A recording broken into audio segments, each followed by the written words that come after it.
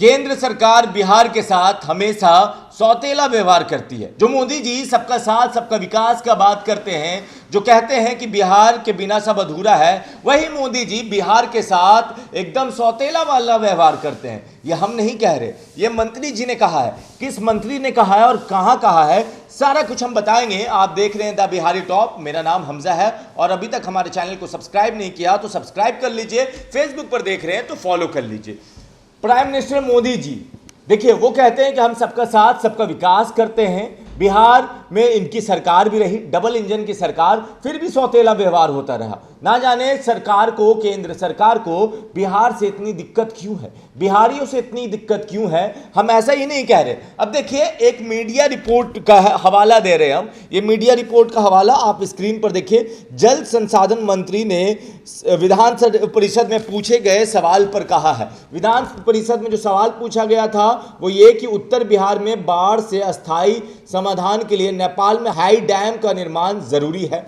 भारत और नेपाल के बीच इस मुद्दे पर 2004 में ही एक समझौता हुआ और उसी साल नेपाल में दोनों देश का संयुक्त कार्यालय भी खुल गया, लेकिन उसके बाद भी धरातल पर कोई खास प्रगति नहीं हो पाई है। बिहार सरकार निरंतर प्रयास कर रही है इस दिशा में प्रगति हो। जल संसाधन मंत्री संजय कुमार झा ने गुरुवार को बिहार विधानसभा में किशनगंज तथा अररिया में बाढ़ के अस्थायी निदान को लेकर पूछे गए सवाल में कहा कि मंत्री ने कहा कि हाई डैम का निर्माण जरूरी है जैसे महत्वपूर्ण बिंदु पर कोई सकारात्मक पहल की सूचना बिहार सरकार को नहीं मिली है। देखिए, जो ये नेपाल वाला मामला है वो इंटरनेशनल मामला होता है और इंटरनेशनल मामला सेंट्रल ही गवर्नमेंट सुलझा सकती है, बिहार गवर्नमेंट उसमें पढ़ ही नहीं सकती। क्योंकि किशनगंज अररिया हर साल जो कोसी नदी है उसमें बाढ़ आता है और कितने लोग बेघर हो जाते हैं। मगर मोदी जी कहते हैं हम सब देख रहे हैं, हम बिहारियों को आगे बढ़ाएंगे। मगर ये मामला क्यों नहीं सुलझा मोदी जी? ये एक मामला नहीं है। याद कीजिए, बिहार सबसे महंगी बिजली खरीदता है।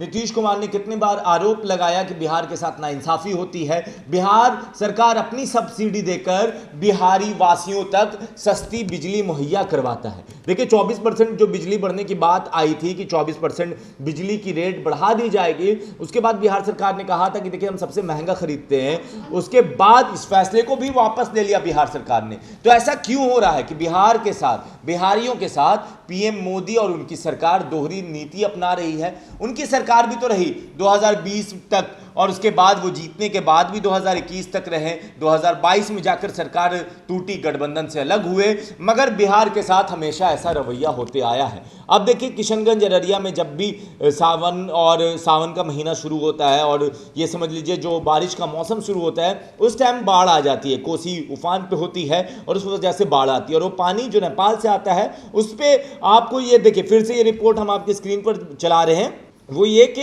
भाई ये जो हाई डैम निर्माण है वो केंद्र सरकार कराएगी और केंद्र सरकार इस पे ध्यान नहीं दे रही। तो सवाल यही है कि वो बिजली का मुद्दा हो, पानी का मुद्दा हो, हाई डैम का मुद्दा हो या फिर कोई भी मुद्दा, केंद्र सरकार बिहार के साथ ऐसा क्यों करती है? क्या सिर्फ बिहारी उनके राजनीति के लिए बने, उनके वोट बैंक है, वोट ले लिया और उसके बाद भूल गए? ये सारे सवाल है। जवाब कौन देगा वो वक्त बताएगा। बाकी आप अपनी राय नीचे कमेंट बॉक्स में लिखिए। धन्यवाद।